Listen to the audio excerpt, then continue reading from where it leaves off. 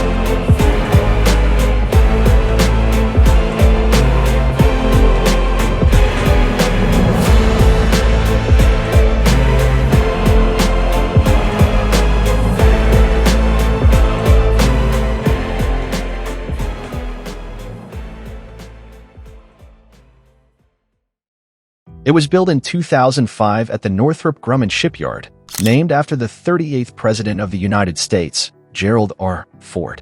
It was put on the slipway in 2009, and in 2013, the world's first nuclear-powered aircraft carrier USS Enterprise was decommissioned and replaced by Gerald R. Ford. While it was planned to be delivered in 2017, the delivery date was changed due to technical failures and was delivered in 2022 after all problems were resolved. Gerald R. Ford weighs 100,000 tons and is the most expensive and largest aircraft carrier ever built. This $14 billion ship has a length of 1,092 feet, a width of 256 feet, and a height of 250 feet. Ford, which has the capacity to accommodate more than 75 aircraft, also has 4,539 personnel. Gerald R. Ford uses the most advanced dual-band radar system ever equipped with advanced technology.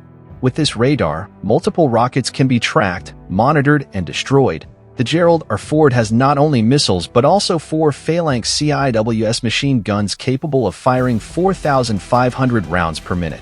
This floating military base is powered by 2 Bechtel A-1B nuclear reactors and can operate in the ocean for years without docking except for personnel needs. You might think this 100,000-ton ship is bulky, but it can reach speeds of 35 miles per hour. The United States Navy plans to acquire 10 of these floating bases by 2058. Thanks for watching. Don't forget to subscribe and like.